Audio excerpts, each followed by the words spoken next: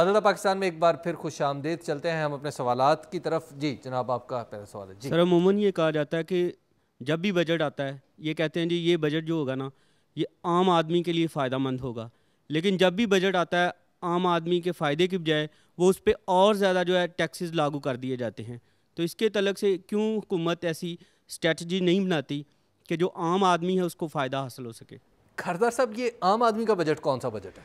नहीं, देखें, बात यह है कि दो चीज़ें वाज़ेह होनी चाहिए। एक तो ये कि हुकूमत की हिकमत अमली और तरजीहात क्या हैं, और जो अखराजात हैं, और उसका अखराजात तो हुकूमत ने टैक्सों से करने हैं ना जी पूरे। बात यह है कि अगर तो एक टैक्स का मुनसिफाना निज़ाम हो, आमदन किसी ज़राए से भी हो, किसी शोबे से भी हो, सब एक हद तक आपकी आमदन एक हद से ज़्यादा हो तो सब उस पर टैक्स देंगे, तो फिर टैक्स के निज़ाम को फैलाव करना, लोगों पर टैक्स लगाना, ये नज़र आएगा कि मुनसिफाना होगा। तो मैं समझता हूँ कि सब देने को तैयार भी हो जाएंगे। मुश्किल ये है कि जो आपके सवाल की, कि वो मुश्किल ये है कि ये नहीं पता चल रहा कि ये जो कमरबंद है किसकी कमरबंद कसा जा रहा है और किसकी कमरबंद खोली जा रही है। मुश्किल ये है कि इस्लामाबाद को अगर आप गौर से देखें तो उनकी लाइफस्टाइल, उनकी जो शान शौकत है, उनका जो रद्द अमल है, उनका तौर तरीके, उसमें कुछ तब्दीली होती नज़र नहीं आती। और मैं इस हवाले से नहीं कह रहा कि उससे कई अरबों रुपए बच जाएगा। बात यह एक सिंबल भी होता है। सड़कों पर, रिंग रोड पर, फ्लाईओवर और अंडरपास पे तो आपने लगा देने, इस शहर के मकीनों को आलूदा पानी पीने का सब बात वो है असल कि आप पर अगर टैक्स लगा रहे हैं, देखना ये है कि किस चीज़ पर आप उसको सर्व कर रहे हैं। ज़फ़र इकबाल चौधरी साहब, आप एक टैक्स पेयर इंस्टीट्यूशन है आपका, सब तमाम टैक्स पेयर्स इसके मेंबर हैं, आप उसके सदर हैं। ये बताइए कि क्या टैक्स पेयर्स ने कभी, आप लोगों ने, आपके चेंबर ने कभी ये मुतय्यन एतराज़ उठाया कि जनाब मोहतरम वज़ीर साहब, मोहतरम चेयरमैन FBR साहब, आप हमारे पास तशरीफ़ लाए हैं, जिन गाड़ियों पे आप आए हैं ये हमारे टैक्स से चल रही हैं, आप एक गाड़ी पे आ जाते, 5 लाने की क्या ज़रूरत थी? ये आपने अच्छी बात की है। जो टैक्स के हवाले से जब भी बात होती है ना कि टैक्स लोग देना क्यों नहीं चाहते, उसकी सबसे बड़ी वजह यही है कि अगर पब्लिक को इस बात का पूरा यकीन हो और वो ये बात वसूख से उन्हें वो पता हो कि हम जो टैक्स देने जा रहे हैं और उसको प्रॉपर तरीके से यूटिलाइज़ किया जाएगा, तो फिर मैं नहीं समझता कि कोई भी पाकिस्तानी या कोई भी शहरी जो है वो उसकी अफादियत को समझते हुए उसको पे करने से इनकारी हो। अभी हमारी बदकिस्मती ये है कि हमारे जो टैक्स नेट है वो इतना मुख्तसर है कि अगर हम टोटल आबादी का को कंपैरिजन करें तो दुनिया में मेरा ख्याल है कि हमारा बहुत सबसे कम है। और बदकिस्मती से ये और उसके लिए कभी भी ना गवर्नमेंट की तरफ से कभी सिंसियर एफर्ट्स या कोशिश की ही नहीं गई। और जब शोर पड़ता है कि जनाब टैक्स को तो वो उन्हीं गरीब चंद एक लोगों पर बोझ पड़ता है जो पहले पे कर रहे हैं, उसके बाद भी उन्होंने नहीं पे करना है।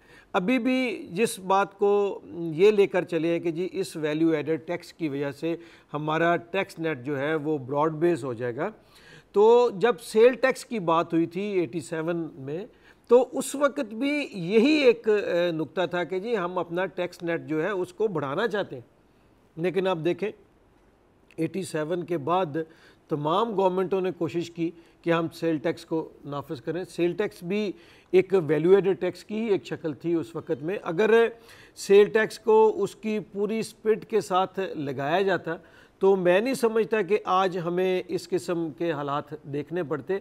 अभी भी पूरे मुल्क में अगर हम सेल टैक्स की तरफ नज़र दौड़ा कर देखें तो 1 लाख या 23,000 लोग जो हैं पूरे मुल्क में सेल टैक्स के नेटवर्क में हैं, और उसमें भी बदकिस्मती से सिर्फ 87,000 लोग जो हैं वो रेगुलर टैक्स जो है उसमें पे कर रहे हैं। ये हमारे मुल्क की हालत है। लेकिन ये इसमें, क्योंकि इसमें हम ये समझते हैं कि जब तक उन ऐवानों में बैठे हुए और ख़ास तौर पर जब तक हम अपनी ब्यूरोक्रेसी को और गुड गवर्नेंस की जो बात अभी हुई है, जब तक गुड गवर्नेंस को हम नहीं लेकर चलेंगे उस वक्त तक हम अपने मसाइल पर काबू पाने में नाकाम रहेंगे। जी अगला सवाल मैं इस बात को ज़रा आगे बढ़ाते हुए, अभी ज़फ़र इकबाल साहब फरमा रहे हैं कि हमें गुड गवर्नेंस प्रोवाइड करनी चाहिए, उसके साथ साथ सादगी जो है वो बहुत ज़रूरी है।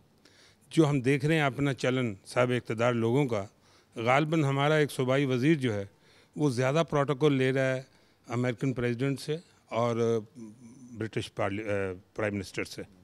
तो हमें याद रखना चाहिए कि शायर मशरक़ हकीमुल उम्मत ने अपने एक बेटे के ख़त में, जिसमें उन्होंने कोई ग्रामोफोन रिकॉर्डिंग मशीन मंगवाने के लिए रिक्वेस्ट की डैडी से, जवेद इकबाल साहब ने, क्योंकि लॉ से हमारा ताल्लुक़ है सिटी लॉ कॉलेज से, तो हम उसी शोबे में बात करेंगे।